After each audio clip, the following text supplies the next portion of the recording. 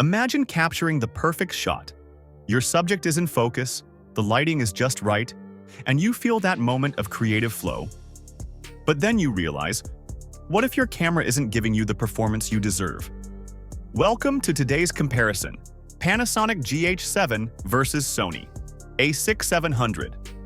A battle between two powerhouse cameras that cater to very different needs.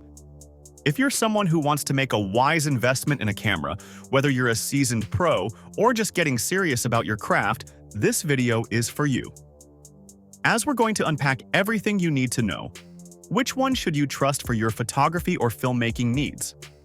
Trust me, there's a key comparison coming up later in the video that could change your decision entirely.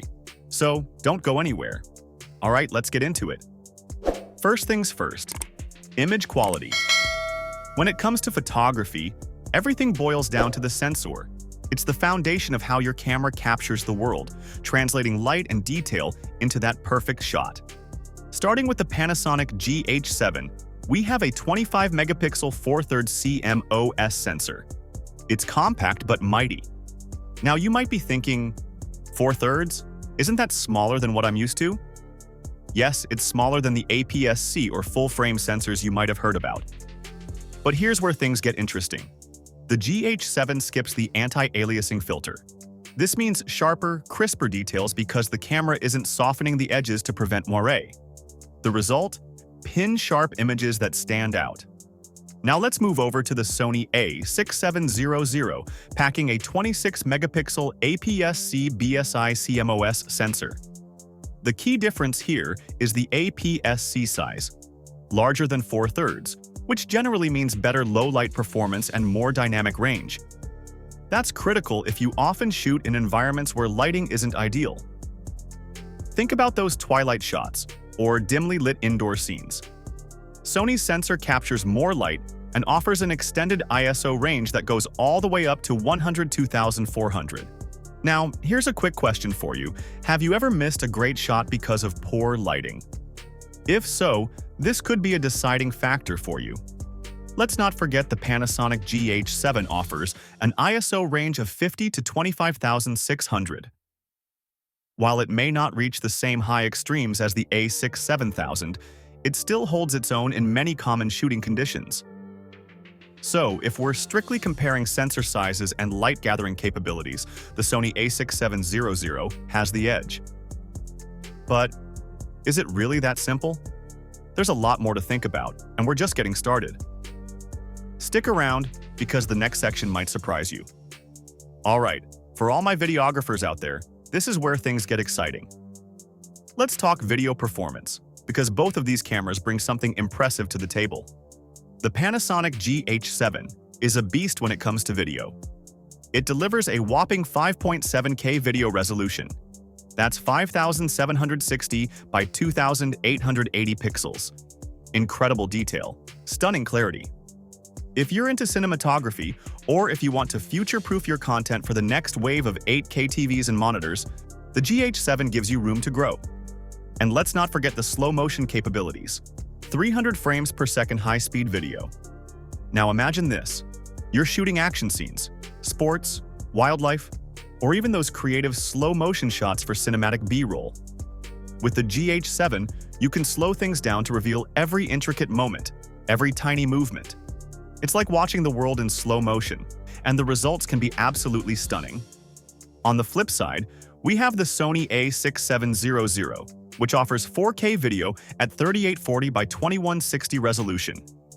Now, that might sound like a step down compared to the GH7's 5.7K, but here's the twist. Sony's autofocus technology is next level. The A6700's AI-driven autofocus can track subjects with incredible precision, even when they're moving fast. If you're filming unpredictable subjects, think kids, pets, or athletes, the A6700 keeps everything in sharp focus. You won't miss a single detail.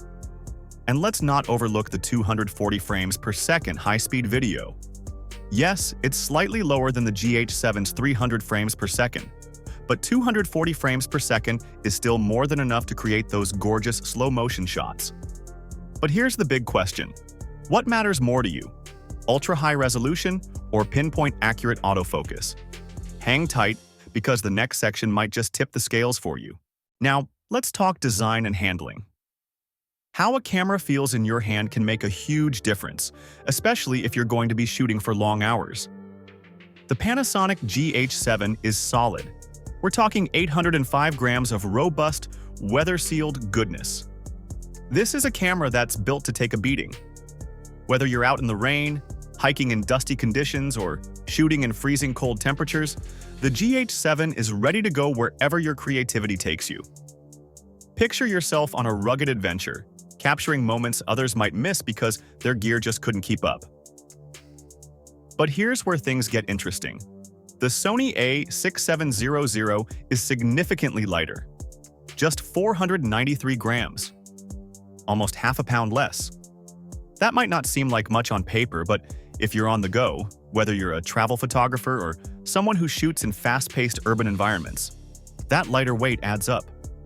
You won't feel bogged down, and the smaller size makes it less conspicuous for street photography or documentary work.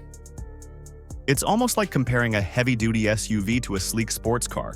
One's built for rugged terrain, the other's designed for agility. Both cameras are weather-sealed, so they'll handle rough conditions. But if portability is key, the Sony A6700 starts pulling ahead. However, there's a trade-off here. Do you prioritize a sturdy build for extreme environments, or do you value mobility and a more compact form factor? It's a tough call, and honestly, there's no wrong answer here. Now let's talk about performance, specifically speed. This is critical for those of you shooting fast-moving subjects, whether it's sports, wildlife, or even just high-energy events where you need to capture every split second. The Panasonic GH7 offers 14 frames per second in mechanical shutter mode, which is already impressive. But switch it to electronic mode, and you get a staggering 75 frames per second. That's like turning your camera into a high-speed machine gun, capturing every moment in crystal-clear detail. Imagine photographing a race, a bird in flight, or even a dancer mid-spin. No movement is too fast for the GH7. Now, the Sony A6700 might not hit those same dizzying speeds, offering 11 frames per second in continuous shooting mode. But, and this is a big but, the A6700's autofocus system is where it shines. It tracks moving subjects with razor-sharp precision, thanks to Sony's AI-driven autofocus. So while you might not be firing off as many frames per second, the frames you do capture will be in perfect focus. Quick question: would you rather have lightning-fast shooting speed or flawless autofocus tracking? It's a tough choice, right? Well, we're not done yet. Alright, we've covered a lot of ground: image quality, video capabilities, design, and speed. Now it's time to bring it all together. The Panasonic GH7 is a powerhouse for those of you who prioritize video performance. It's perfect for filmmakers, vloggers, and anyone who needs those ultra-high-resolution video files. Its 75 frames per second shooting speed also makes it a beast for fast-paced action photography. Combine that with its rugged, weather-sealed build, and you have a camera that's ready for anything. On the other hand, the Sony A6700 is ideal for those who value portability, low-light performance, and flawless autofocus. If you're a street photographer, event shooter, or someone who needs a camera that can track fast-moving subjects with precision, the A6700 won't let you down. So, which camera should you choose? Well, that depends entirely on what you value most. Are you someone who craves speed and video quality, or do you need portability and superior autofocus? Whichever you choose, you're getting an incredible tool that will elevate your photography or filmmaking. But I want to hear from you. What's the most important feature for your work? Drop a comment below, and don't forget to hit the like button if this video helped you.